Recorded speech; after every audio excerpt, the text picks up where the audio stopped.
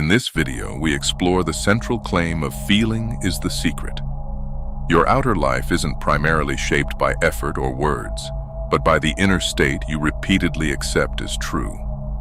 We break down how the conscious mind chooses an idea, how the subconscious receives it without argument, and why feeling is the medium that turns a desire into a lived reality. You'll hear why moods aren't harmless, why I am is psychologically more powerful than I will be, and how sleep and prayer act as two natural gateways for impressing the subconscious. The video ends with a practical, deeply philosophical invitation. Stop waiting for external proof. Learn to enter the feeling of the wish fulfilled, and let your identity, not your circumstances, be the quiet cause of what comes next. Most people live like reality is a hard wall, and they're a soft body thrown against it. They call it life happening. They call it circumstances. They call it luck. And then they spend years trying to negotiate with the wall. Neville Goddard flips that whole posture. He treats consciousness not as a passenger in the world, but as the quiet architect of what the world becomes. The visible life you keep bumping into is not random, it's patterned. It's patterned around what you repeatedly accept as true, about yourself, about people, about possibility, about what's allowed to happen to you. That idea can sound mystical until you notice how brutally psychological it is. You do not perceive neutrally. You select, filter, interpret. Your attention is not innocent. Your self-concept is not a private diary entry. It's a lens that decides what you can even recognize as real. And once you live in a state long enough, it stops feeling like a state and starts feeling like how life is. Neville's deeper claim is sharper. The world doesn't respond to what you say you want. It responds to what you're conscious of being. Wanting can be a kind of confession, an emotional declaration that you don't have it. You're not it. It's far away. It's for other people. And life, like an obedient mirror, keeps agreeing with that distance. So the first question isn't, how do I force change out there? It's, what am I consistently consenting to in here? Neville is almost ruthless about this. Feeling is the medium of creation, not moodiness, not melodrama. Feeling as inner conviction. Feeling as the body's decision about what is true. Here's why that matters. The subconscious doesn't speak your language. It doesn't negotiate with your clever arguments. It does not care that you can explain why you deserve better. It absorbs the state you repeatedly inhabit, especially the state you inhabit emotionally, and then it expresses that state as experience. That's why people can recite affirmations while their life stays unchanged.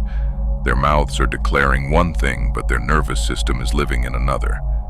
And the nervous system always wins, because it is the part of you that treats reality as immediate. If your body feels unsafe with love, you will unconsciously sabotage intimacy while consciously insisting you want it. If your body feels guilt around money, you will unconsciously leak abundance while consciously chasing it. The conscious mind makes plans. The subconscious makes patterns. Neville's point is not don't feel. It's the opposite. Stop letting your feeling drift into states that poison you and then acting shocked when your life tastes bitter.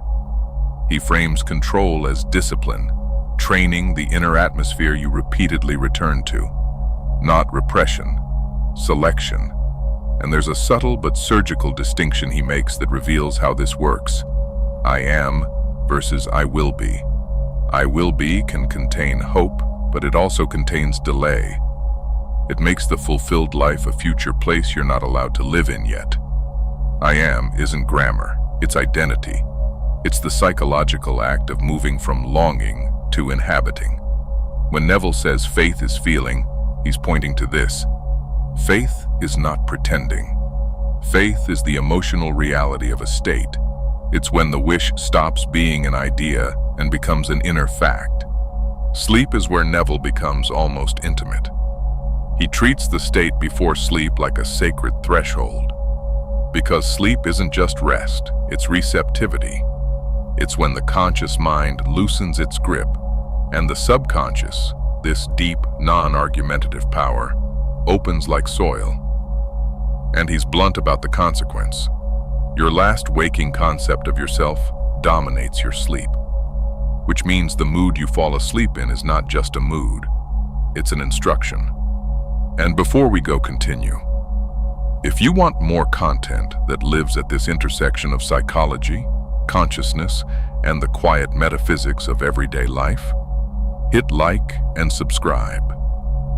It tells the algorithm you want depth, not noise, and it helps this channel keep making videos that don't insult your intelligence. If you fall asleep defeated, you're essentially praying defeat into continuity. If you fall asleep resentful, you're marinating the subconscious in conflict.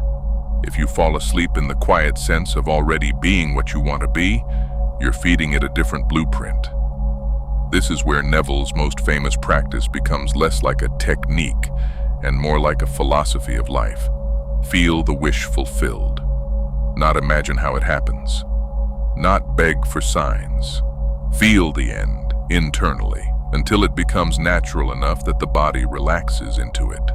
That relaxation matters because desperation is also a feeling and it creates its own results.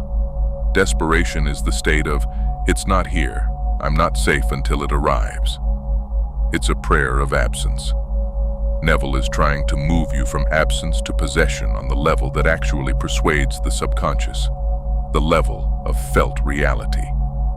And he drops a line that should permanently rewire how you interpret life. Signs follow, they do not precede. If you need the world to prove it before you let yourself become it, you trap yourself in a loop. The outer world becomes your permission slip, and you wait forever. Neville's view of prayer is almost shockingly practical. Prayer isn't bargaining. It's not yelling into the sky. It's entering a state of receptivity where the outer world grows dim and the inner world becomes authoritative. He insists prayer must be without effort. That's a hard teaching because most people think strain is sincerity. But strain is often just inner conflict. You're trying to convince yourself of something while simultaneously feeling the opposite. And Neville's law is simple. When feeling conflicts with desire, feeling wins. So prayer becomes the art of yielding into the state you would occupy if the desire were already yours. It's a controlled surrender, like drifting towards sleep while holding a single, quiet assumption. It is done. Psychologically, this is not mystical. It's rehearsal at the level of identity. When you repeatedly visit a state, you normalize it.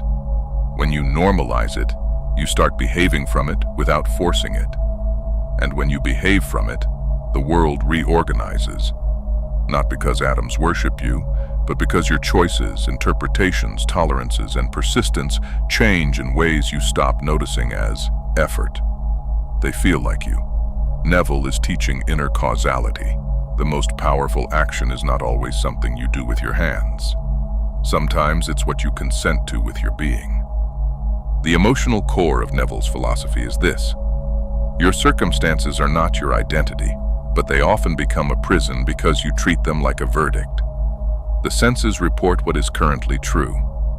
Neville isn't denying that. He's saying the senses are late. They're looking at the aftermath of prior assumptions.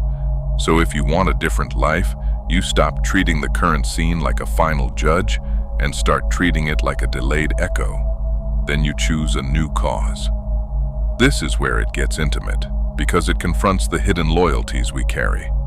People don't only cling to suffering because they like pain. They cling because pain is familiar. It has a map. A predictable identity comes with it. This is who I am. This is what I can expect. Neville asks you to risk a new identity before you have evidence. That's why it feels like faith. It's not comfortable. It's not performative. It's a quiet refusal to keep living as the person your past keeps trying to certify. So the practice becomes almost simple, almost sacred. Decide what you would feel if your desire were already fulfilled. Enter that feeling, especially before sleep. Let it be real enough that your body softens. And and then live your days not as someone begging reality, but as someone who has already accepted a new inner fact. That's the entire move. Not getting something, but becoming someone.